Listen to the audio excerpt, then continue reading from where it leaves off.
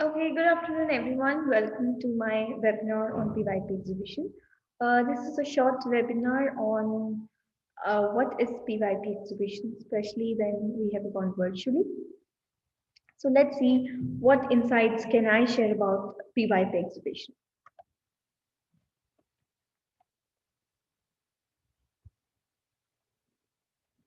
Okay, so starting with the question, what you mean by exhibition? So basically, exhibition is it's a culminating experience for the PYP students, PYP 5 students. Till now, whatever they have done in their entire PYP, they are going to culminate all their learning, apply all their learning, and take action. So basically, in all the units of inquiry, whatever skills they have developed, whatever um, background knowledge of unit of inquiry they have, this is a chance where the students then get the chance to reflect on the unit of inquiry and reflect on it. Another thing is it's an in-depth inquiry into issues directly connected to their school or local area. So we make sure that the students are taking up an issue which they're working on and doing an in-depth inquiry, which which can relate to their school or their local area or their community. Okay, so moving ahead, basically in our exhibition, we have the following things which we need to keep in mind. So these are, I would say, these are like stages of PYP exhibition. So firstly, whenever we start an exhibition, we always need to see that whether the students are having the possible real life issue or the problem that they are investigating, whether it is local or it is global, but the students need to investigate keeping in mind a real life issue. Now, once that real life issue is selected, the students have started to recognize what the issue is. Next, the students start posing questions, they start defining the central idea, they start making their lines of inquiry, they start using the key concepts. After the students have done this particular stage two, I would say, the planning of the exhibition. So here the student starts planning. This, here the inquiry cycle comes in. The students start doing the research. They start, doing their inquiry. They start taking interviews. They start gathering information. They start evidencing their learning. This planning part of the exhibition is very, very crucial for the students. Gathering the necessary material, of course, students could have guest lectures, students could have field trip, but maybe this year it's not possible. But yes, of course, students could, meet the other guest speakers, other experts, and ask more about their topic, more about their real issue, get more information on their real issue. Then recording and reflecting, yes, of course, whatever they have gathered, whatever they had planned so far, so they need to record everything, they need to reflect on it. So students are given reflection sheets to reflect on the skills, to reflect on the thinking, to reflect on the kind of feeling they had during the entire process of the exhibition. Last but not the least, the presentation, the final presentation, which the students have, and which is the last assessment for the student, which is the formal assessment. The assessment, there's an informal assessment which goes through the entire process when the students are in the exhibition. But then, yes, the formal assessment is on the final presentation of the exhibition. So this is how the staging of the exhibition looks like. Right.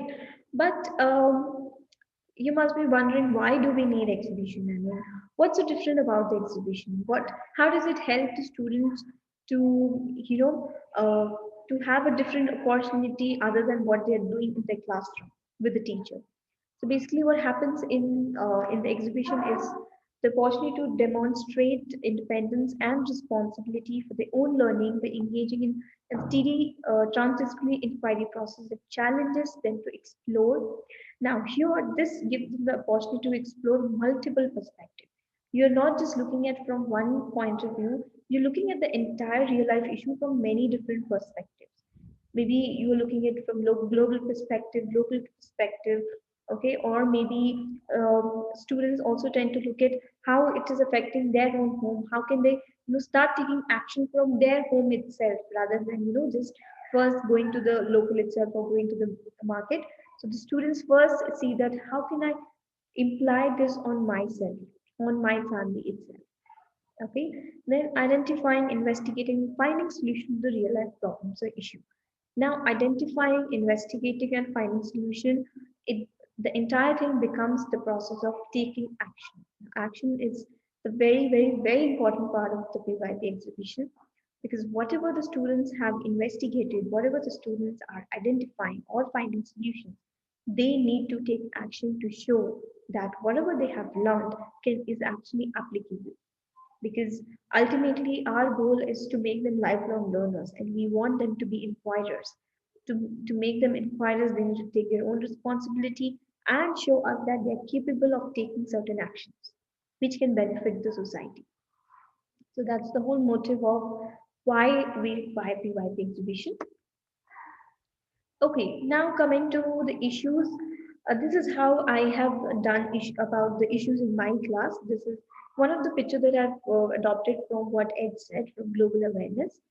Now, when I introduced the exhibition to the students, I had asked them to pick up issues. So the students were a little confused as to what issue, whether it's just next door, or the issue which is the burning issue which is going globally, or the burning issues that's going in the nation. So how it's going to be. So to let the students explore more, because it's a student-led inquiry, to let them explore more. This is a diagram which I had shared with the students, and I asked them to fill it, as in how is that particular issue affecting you? Is it affecting your school? Is it affecting your community? Is it affecting the nation? Is it affecting the entire world? For example, poverty. So if in case the child says, "Ma'am, no, poverty does not affect me." But yes, of course, in your local community, you might find poor people. You might find poverty in your country, and of course, you can find poverty globally. So wherever the child is able to find the issue, so we made a whole class chart on this using the global issue, the local issues, to see what are the different issues that we as a whole class can explore more. Okay, so now once when the issues are done, some key purpose that we should know about the white exhibition is it is it is for students to be engaged in in-depth and collaborative inquiry.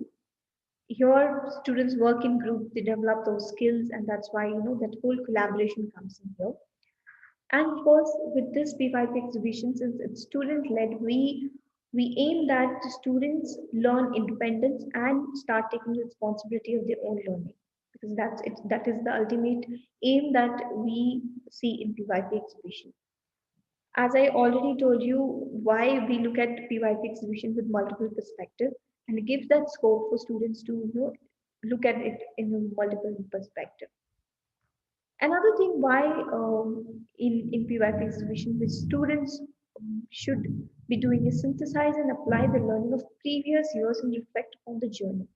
So whatever they have done in the previous year, whatever units they have done, so they need to connect all the dots and synthesize and apply whatever learning they have done so far.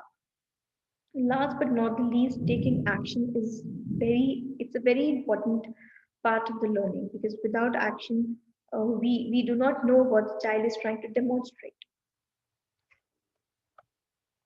Okay, so these are the five key elements in PYP exhibition that the student should demonstrate. He should or she should demonstrate skills, concepts, attitudes, knowledge, and action. So action comes in the last, because here through the action we come to know what the issue was and how the child is able to identify, investigate, and find a solution.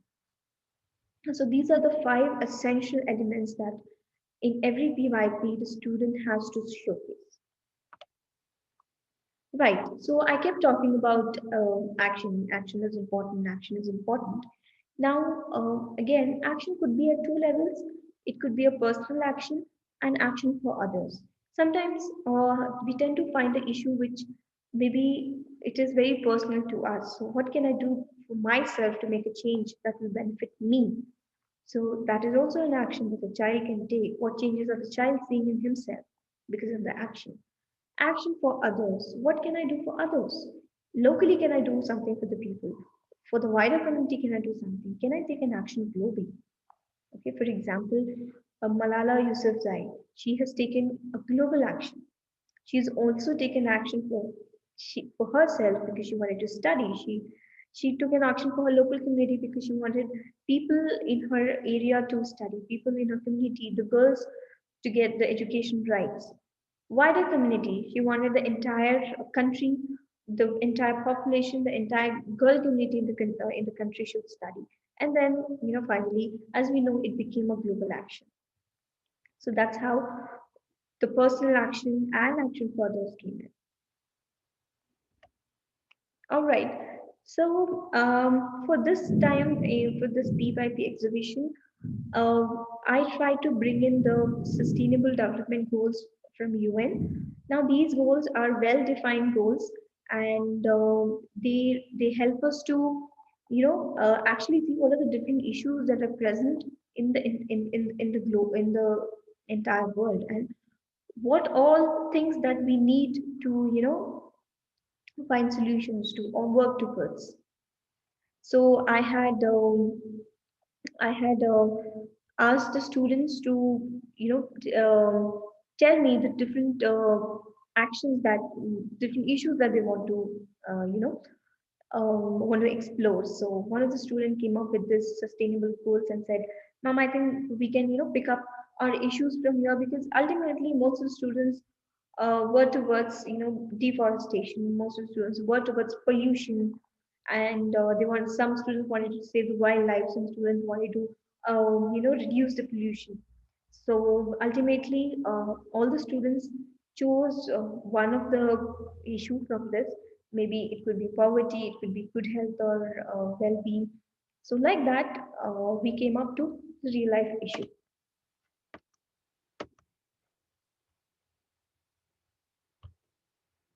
Right. So this is one example of the Padlet that I had shared with the student. I had asked the students to, fill the Padlet with whatever issues that they are they're worried about or they think they want to explore more or find solutions. So most of the students were towards the water pollution, then deforestation, then some students wanted to save the animals. So that's how we came up to this goals, sustainable goals website, and we explore more. And then the students group themselves with certain common goals that they had put up in the Padlet. Now, what happens with these sustainable goals? This really helped us to give a structure to what exactly we want to work for, because otherwise it's difficult for students to know what they want to explore, because if you just open everything wide open for them, maybe it's too difficult to narrow down their thinking. But then yes, of course, with these global goals for sustainable development, it helps us to make the students global citizens, because ultimately this is what this is what is our aim, to make our children also global citizens. Okay, let me just very quickly take you through the process of exhibition if you're wondering what is the process of the exhibition. So basically, we first decide what is the TT theme.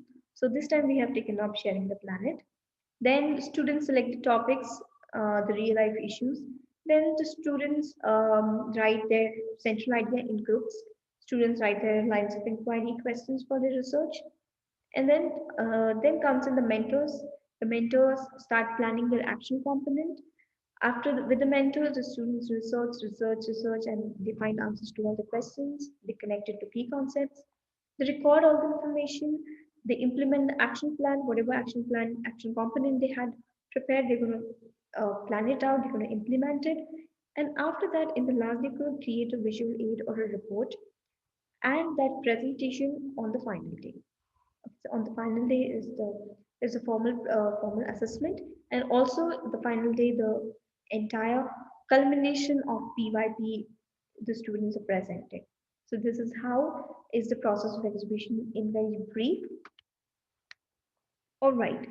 Now, how is exhibition so different from what we actually do in a unit and inquiry? Though it's not a different thing, but then, yes, when it comes to the process of the exhibition, Yes, so certain inquiry, certain pedagogies change here. So what happens is when we were doing unit of inquiry, maybe in a grade one, grade two, initially when you come to grade three, four, even in five, we tend to give them a little structure. We have direct instructions, we have a structured inquiry, we have a guided inquiry. Okay, and then we slowly move to an open inquiry. Open now in guided inquiry, we still provide students with material, we still provide students with questions. In open inquiry, we do allow students to, bring their own resources, bring their own questions.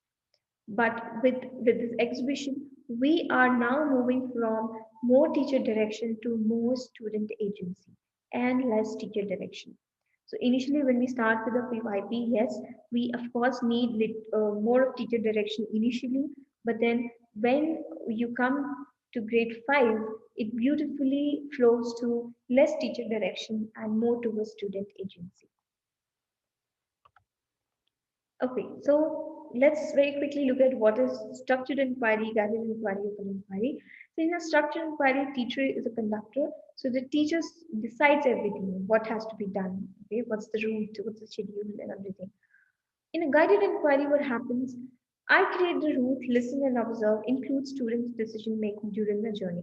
So this generally we as teachers generally we do guided inquiry. We act as a strategic facilitator. But in PYP exhibition, we just act as mentors. We do not act as facilitator. We do not act as conductors. We just act as mentors. We only provide suggestions during the entire journey. So that's about inquiry. Then, yeah, moving on.